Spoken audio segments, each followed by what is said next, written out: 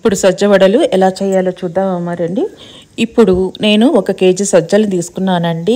Night clean చేసుకొని దాన్ని వాటర్లో 2-3 సార్లు కడుక్కొని మళ్ళీ ఫ్రెష్ వాటర్ మన డ్రింకింగ్ వాటర్తో కడిగి కొంచెం నానబెట్టానండి. మార్నింగ్ లేయగానే 6 o'clockకి అవి మళ్ళీ ఒకసారి కడిగి స్ట్రెయిన్ చేసి మనం గుడ్డలో వేసి మనం మన బియ్యపిండి ఎట్లా ఆరబెట్టుకుంటామో అట్లా ఆరబెట్టుకోవాలండి.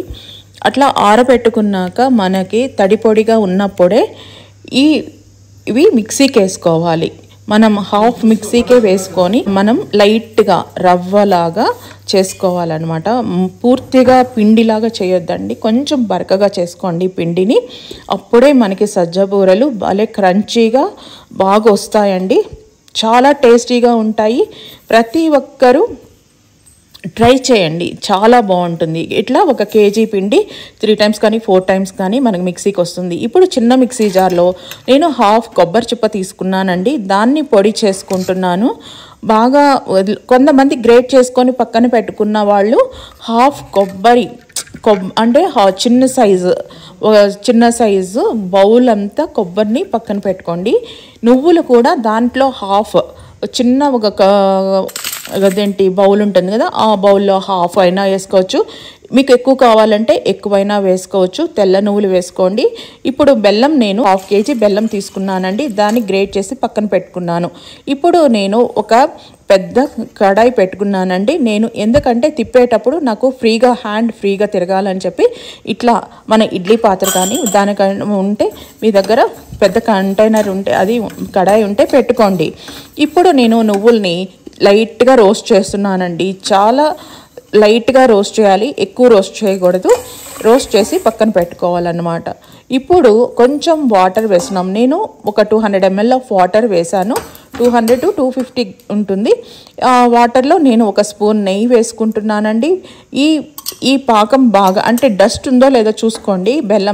బెల్లం డస్ట్ లేదు అంటే డైరెక్ట్గా చేసుకోండి, లేదు అంటే మీరు ఫిల్టర్ చేసుకొని మళ్ళీ వాటర్ని దీంట్లోనే పోసుకొని మీరు చక్కగా బాయిల్ అయిన తర్వాత కొంచెం లైట్గా తీగ పాకంలాగా వస్తుందండి. జస్ట్ ఒక 5 minutes to 10 minutes ఉంటే మనకి లైట్గా తీగ పాకంలాగా వస్తుంది. వచ్చిన తర్వాత ఫస్ట్ నువ్వుల్ని వేసి తర్వాత మనం ఎండు కొబ్బరిని వేసి 2 బాగా కలపాలండి. ఎప్పుడైతే మనం నెయ్యి వేసామో ఇవి 2 మనకి ముద్దలాగా ఒక దగ్గర అతుక్కోవన్నమాట. మొత్తం అవి ఈవెన్గా స్ప్రెడ్ అవుతాయి. ఇట్లా బాగా పొంగు వచ్చేటప్పుడు మన బెల్లం ఎప్పుడైతే పొంగొస్తుందో అప్పుడు ఈ సజ్జ పిండిని మనం కొంచెం కొంచెంగా వేసుకొని బాగా కలపాలండి. బాగా కలపాలి అంటే ఈక్వల్గా మనకి పిండి మిక్స్ అవుతూ రావాలన్నమాట. ఒకే డైరెక్షన్లో ఇట్లా నేను ఎట్లా కలుపుతున్నానో అట్లానే కలుపుకోండి. ఎట్టంటే అట్లా కలపొద్దు. ఇట్లా నీట్గా కలిపినప్పుడు ఒకే డైరెక్షన్లో అది బాగా నీట్గా కలిసి మనకి థిక్ అవుతుందండి. మొత్తం మన పిండి వేసేటప్పటికి మన పిండి బాగా థిక్ అవుతుంది. థిక్ అయిన తర్వాత మనకి సజ్జ వడలు చేసేదానికి మనకి నీట్గా వస్తుందన్నమాట. ఇప్పుడు చూడండి నేను ఎట్లా నీట్గా ఒకే సైడ్కి ఎట్లా తిప్పుతున్నాను అట్లానే చూడండి. ఇప్పుడు బాగా గట్టిపడింది కదూ. ఇట్లా మనకి కొలతండి, కేజీకి 1/2 కేజీ బెల్లం అనమాట. మంచి బెల్లంని, సాల్ట్ లేని బెల్లం తీసుకోండి, చాలా టేస్టీగా వస్తాయండి. ప్రతి ఒక్కరూ అథెంటిక్ డిష్గా ఇది మన అమ్మమ్మ ఇది మాకు మా అమ్మమ్మ వాళ్ళ ఇంట్లో చేసేవాళ్ళండి ఎక్కువ. మా అమ్మమ్మ మేము సెలవులకి ఊరికి వెళ్ళినప్పుడు మాకు బాగా చేసి పెట్టేవారు. చూడండి మనకి అరిసెలు ఎట్లానో ఇట్లానే సజ్జవడలు కూడా. నేను ఇక్కడ ఒక బాండలు పెట్టుకున్నాను. ఒక బాండలకి తగినంత ఆయిల్ వేసుకున్నానండి. ఇప్పుడు నేను ఒక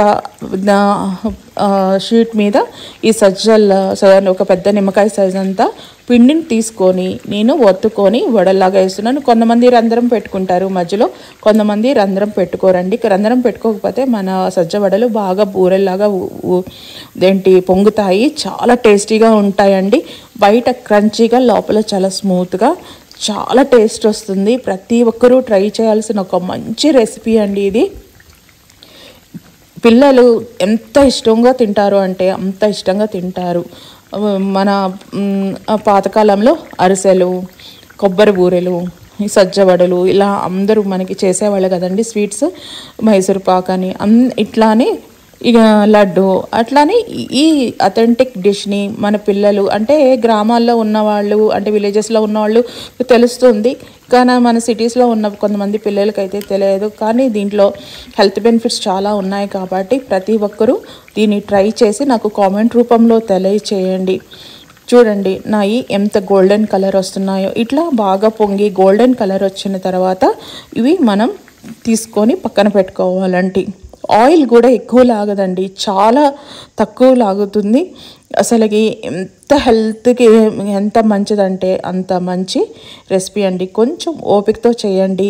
మీకు మనం బయట 1 kg స్వీట్ కొంటే తిన్నట్టు ఉండదు, పెట్టినట్టు ఉండదండి. కానీ మన ఇంట్లో మన చేతులతో మనం చేసుకుంటే ఆ ఆనందమే ఆనందం కదండి పిల్లలకి. సో ప్రతి ఒక్కరూ ఈ రెసిపీని చేసి మీ పిల్లలకి ఇవ్వండి. చూడండి నాది ఎంత గోల్డెన్ కలర్ వచ్చిందో, చాలా టేస్టీగా వచ్చాయి కదండి, కలర్ఫుల్గా ఉన్నాయి కూడా కదా. సో ఇది అండి నా సజ్జ బూరెలు. ప్రతి ఒక్కరూ ట్రై చేసి నా కామెంట్ రూపంలో తెలియచేయండి. Thank you for watching my videos.